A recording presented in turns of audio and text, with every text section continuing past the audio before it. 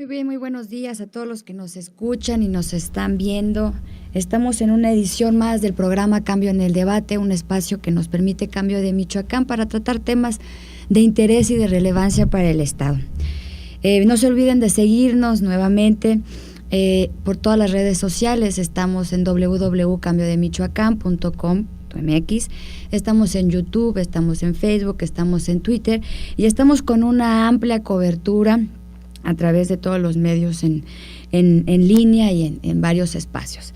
El día de hoy tenemos como invitado a una personalidad, al licenciado Enrique Bautista Villegas, cual yo le agradezco mucho que nos acompañes aquí en este espacio.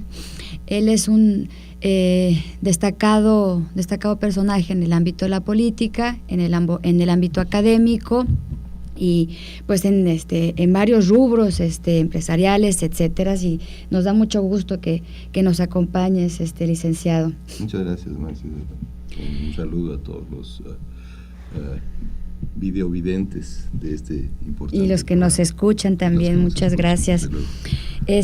Nosotros hay mucho que se ha hablado, licenciado, y lo estamos viendo, lo estamos viviendo de la situación de Michoacán, ¿no?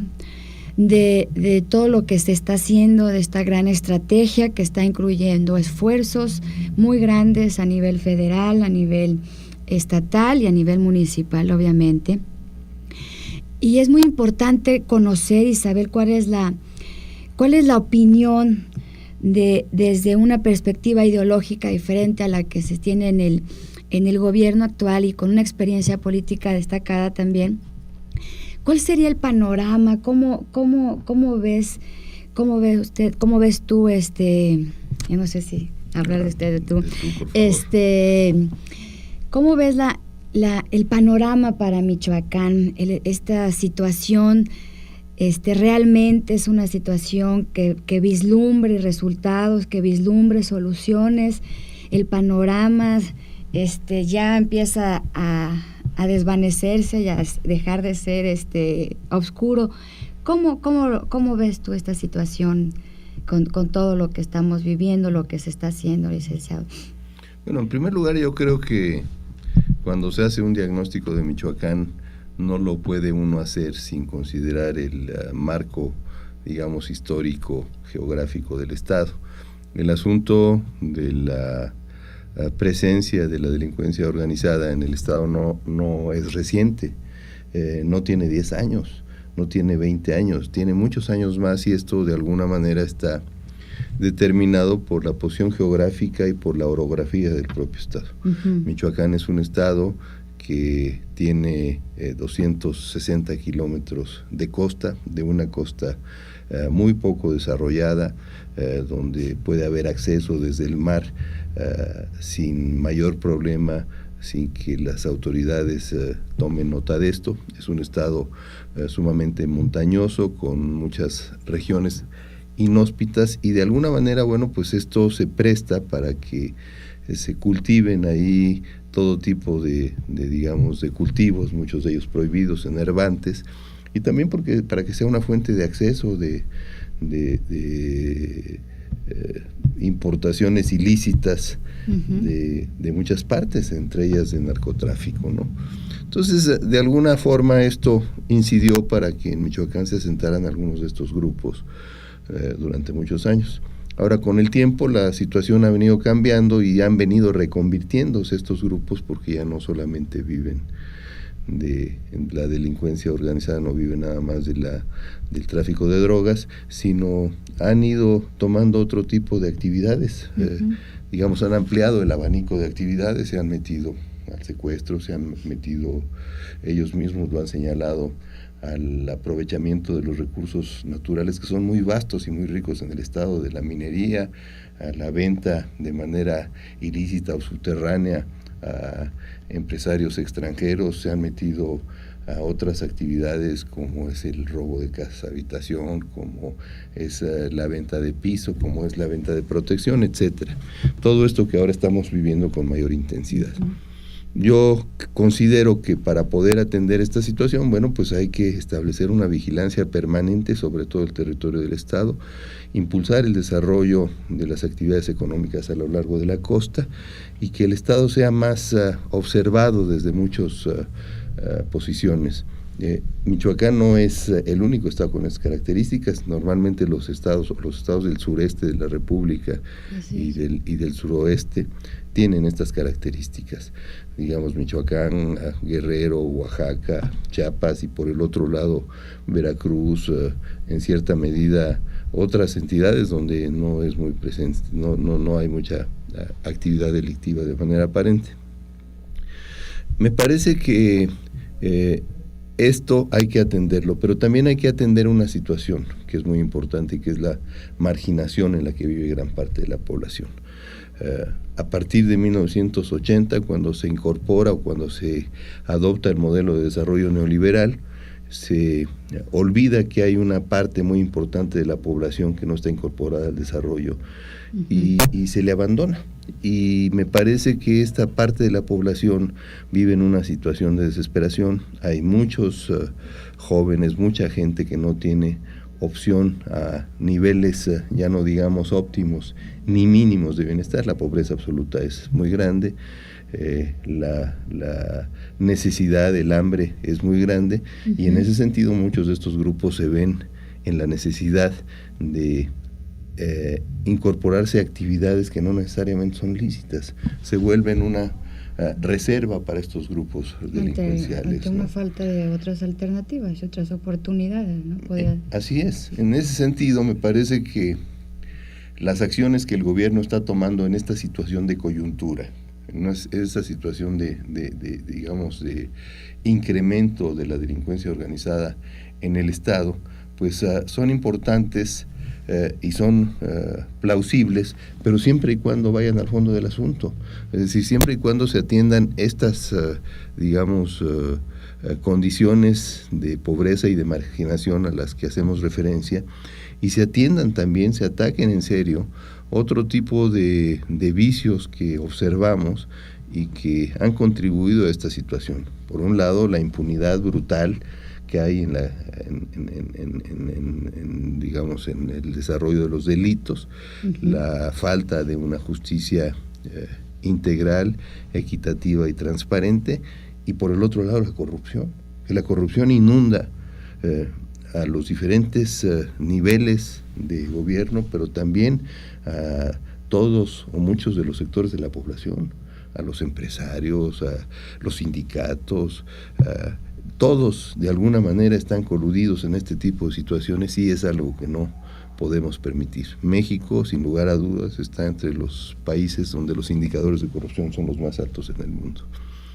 Y esto solo lo podemos atender con el concurso de la ciudadanía, de la población y obviamente de los diferentes niveles de gobierno. Los anuncios que hace el gobierno de la República de venir a contribuir o a imponer, como lo queramos atender, criterios para resolver la crisis que vive en Michoacán, son buenos en el sentido de que se anuncian recursos importantes, en que se anuncia presencia de fuerza pública federal importante, pero no basta con eso. Hay que garantizar que estos recursos se utilicen adecuadamente, que vayan a programas que la población requiere y lleguen a quien los requiere, porque muchas veces se quedan a la mitad del camino, le llegan a los poderosos, le llegan a las carteras de funcionarios públicos que los administran, de todos los niveles de gobierno y de todos los partidos políticos, aquí no hay excepciones, pero no le llegan a la población que los necesite. Entonces tenemos que establecer mecanismos que garanticen que esos recursos lleguen a quien los necesita. También que los programas que se implementen para atender estas necesidades de carácter social se diseñen con el conocimiento de quienes los conocen, no con la visión de supuestos especialistas desde el centro del país.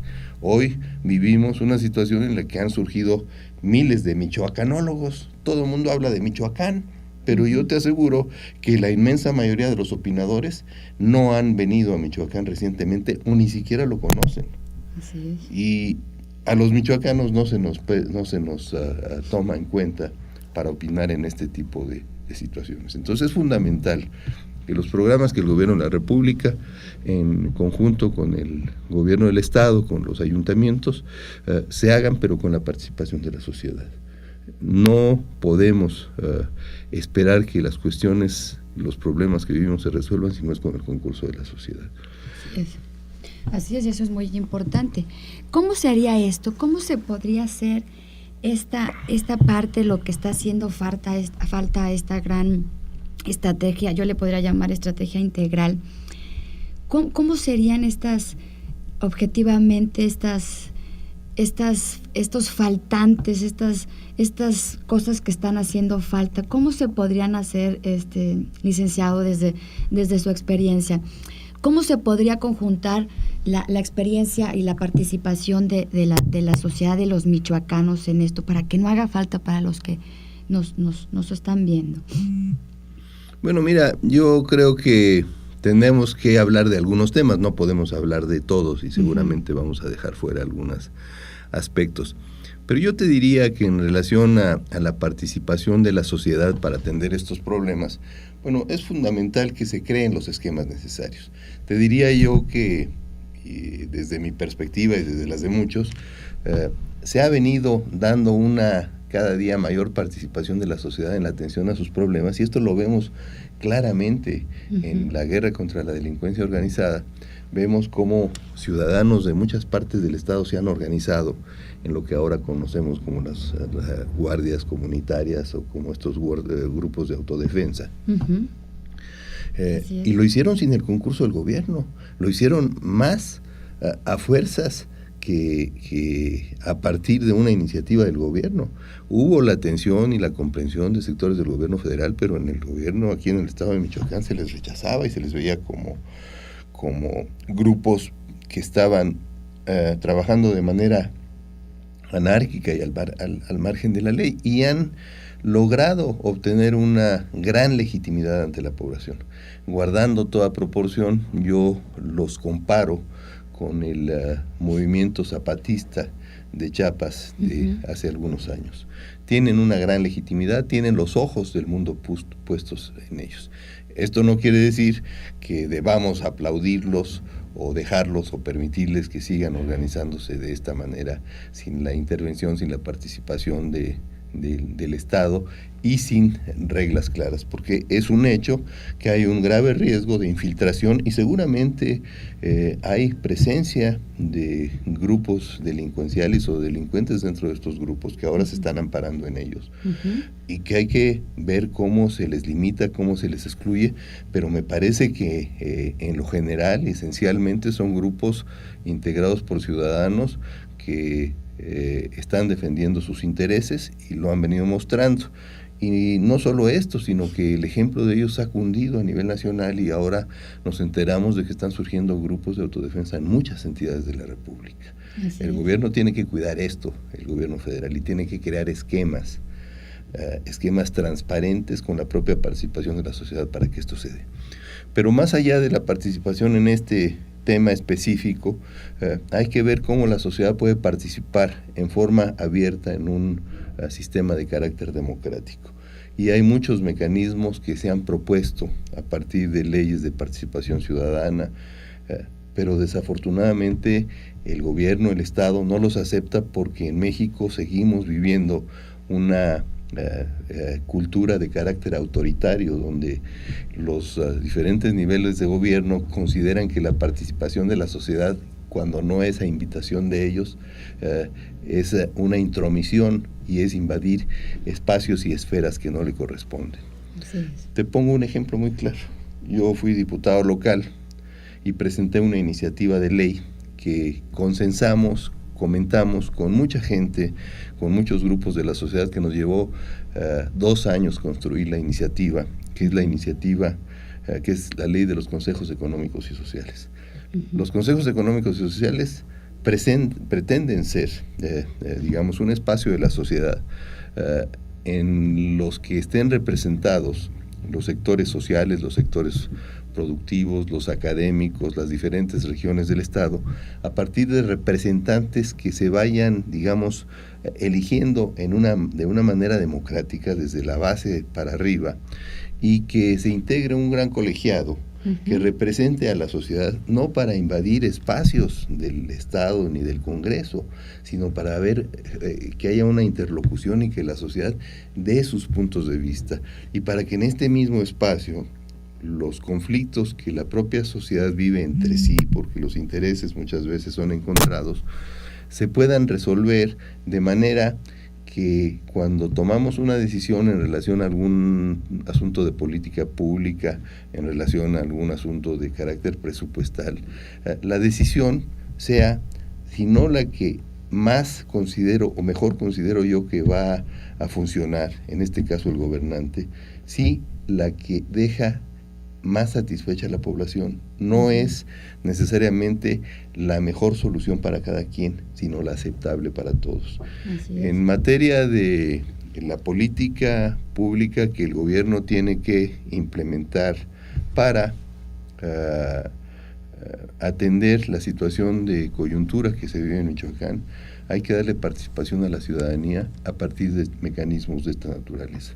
Por cierto, la ley del Consejo Económico y Social del Estado de Michoacán, a pesar de que fue aprobada y promulgada, no ha sido puesta en práctica porque al Congreso del Estado le corresponde designar a la primera asamblea y no lo ha cumplido desde marzo del año 2012, cuando tenía la obligación de haber puesto a trabajar este consejo. Y no lo ha cumplido porque no han tenido la voluntad.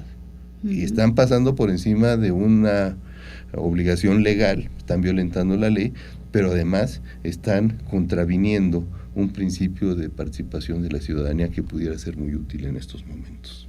Y que es muy aparte de interesante, importante y necesaria la participación, porque en estas circunstancias se genera la desconfianza, ¿no?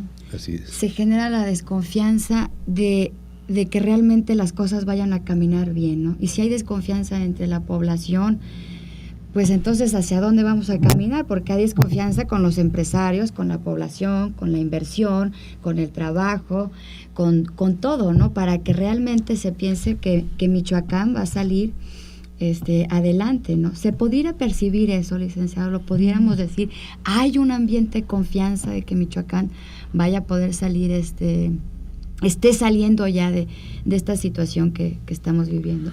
Yo creo que vivimos una coyuntura muy, muy grave, inédita para nosotros. Me parece que lo que se vive en Michoacán es una situación, digamos, de coyuntura, y obviamente con una serie de factores que ya mencionábamos al principio que se dan en el Estado y que han facilitado o han estimulado esto.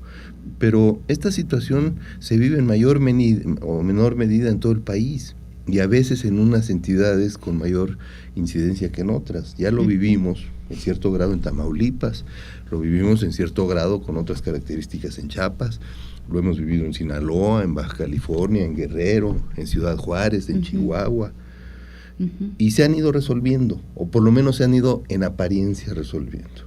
Seguramente en Michoacán va a haber avances, pero lo importante es que el problema se resuelva de fondo. Y me parece que otra vez la participación de la sociedad es muy importante, y la conducta de los medios de comunicación debe ser de mucha responsabilidad, porque a Michoacán hoy lo han hecho el perro del mar y lo han desprestigiado de una manera brutal, a nivel no solo nacional, sino internacional. Reconstruir la imagen del Estado nos va a costar trabajo y lo tenemos que hacer con la participación de todos. Yo platico con empresarios, con productores de muchos sectores, y te puedo decir que vivimos una situación de crisis sumamente grave. La economía está paralizada y hay el riesgo de que cierren se están cerrando muchas empresas productivas, de servicios, y desafortunadamente los paganos, como decimos, quienes sufren esto, no solamente son los dueños de las empresas, sino son los trabajadores. Claro. De una empresa viven muchas familias en algunas ocasiones, y hay que cuidar a estas empresas, y esto pues de alguna manera tiene que ver también con la imagen que le estamos dando al exterior. Hoy la gente no visita Michoacán, hoy la gente no sale a la calle porque les da miedo. Hay que reconstruir la confianza y esto en buena medida es responsabilidad del gobierno, pero es responsabilidad también de toda la sociedad y de los medios de comunicación. Y estamos en un centralismo, podríamos decir, de las decisiones en donde se tienen que sumar todos los actores, no solamente desde el centro del país que vinieron que están y que era necesario también, pero ahora ya estando es en una suma de todos los actores, ¿no? Los diferentes niveles de gobierno deben de abrir cauces de participación para la sociedad y deben de respetarlos. Los consejos ciudadanos de las ciudades, de los municipios, pero deben de actuar en forma genuina y transparente y no nada más de manera simulada para hacer ver bien a quienes impulsan este tipo de acciones. Pues así es, licenciado, pues muy, muy interesante todo lo que nos comentas. Realmente es muy importante y se ha dicho y que se siga haciendo hincapié en resolver el problema de origen. En reconstruir a Michoacán no va a ser fácil y se tiene que buscar que como bien lo dijo, todos los michoacanólogos que ya han surgido, pues empecemos a cambiar, que se conozca todas las cosas, todas las bondades y todas las cosas que tiene el Estado y que no se siga ahuyentando, ¿no? Porque realmente esta cuestión de los medios ha sido un bombardeo para todo el Estado, ¿no? Lamentablemente. Así es, y no se trata de ocultar las cosas, se trata de ser objetivos.